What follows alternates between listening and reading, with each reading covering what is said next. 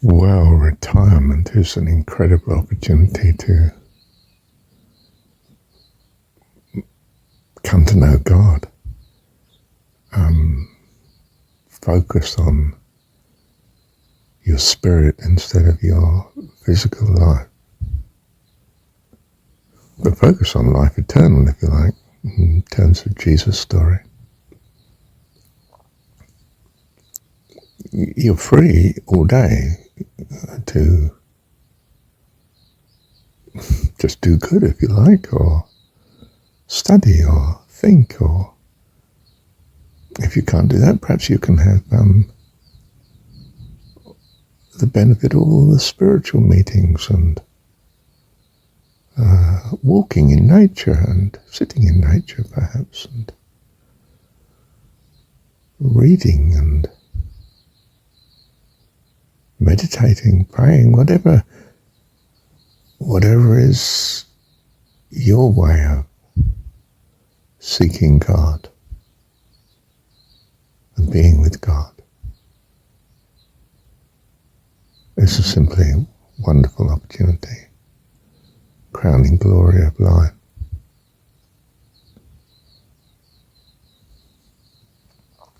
I mean, do those things that keep you in good health if you can.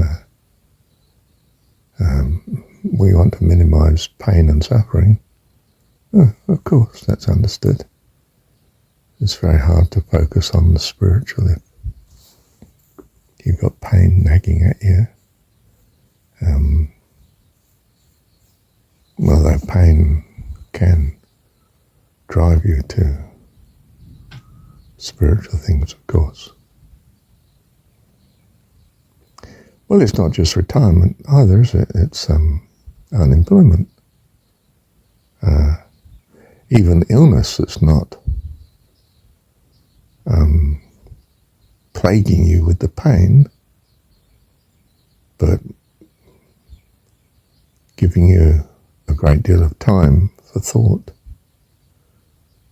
is a wonderful opportunity to come closer to God. Thank you, Dad. Oh yes, it might be that, the classic one, isn't it? They retire and do their garden. That brings them close to nature, close to God. Or it might be your housebound, so you're in your armchair. Well, okay, your lady doing her knitting. She's knitting for the grandchildren, or for a daughter, or for someone who needs some encouragement and something lovely. Just to show that they do have someone that cares for them. You. I know several blokes who just do nothing but help other people. They're retired and they call on and make sure they're all right and do things for and solve things that they can't solve and get things that they'll need. They're loving God through service, aren't they? To others. Not service, that's a sterile sort of word, isn't it? You're communing with God by loving others. Communing with them too, that need company, need someone to talk to, need someone in their day, and you're in their day. You're the blessing of God. Gives your life meaning. Bless you. Thank you, Dad. Yes, I know what I wanted to mention as I listened to this recording. Even boring or monotonous work, or work where you're spending much of your time just waiting. You can, in mind, be drawing close to God. You start by thanking Him for the monotony. or the lack of freedom in being able to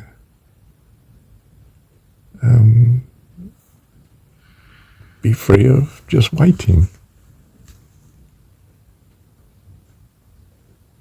And you think of him. You remind yourself of some text. You possibly can't actually look at it because you're working, but you can remember the gist of it, and you'll look at it again when you can. Or you might be able to take a glance at your phone where you can check it.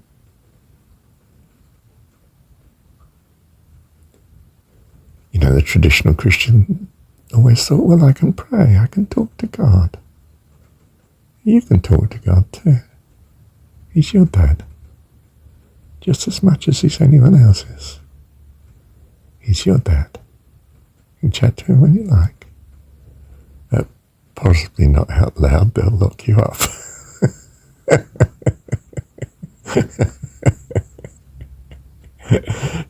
Do it just in mind, okay? I'm going to remind myself that the people around me, including the boss, they're children of God whether they know it or not. It's just that I do. And I will think of them accordingly. Do you see you're already being translated, aren't you? The time is becoming valuable. Wonderful. Of course it's wonderful. You're thinking of God. The most wonderful person who loves you. Wow. You know, a couple that love each other, they can sit in the pouring rain at the bus stop. They're in heaven. Just because they're together. Where else do I want to be? I'm thinking of the one I love. Of course, you may find that you become impossible to employ. But you're okay. They'll lock you up and they'll give you endless opportunity to think of God. No, more likely they'll just fire you. Or perhaps they'll find that you're a bit of a blessing, really. You'd be surprised. You can become a sort of loving person that holds the others around you together. Because you've been sent. And God has you exactly where it has you, from one moment to the next. Love you, Dad.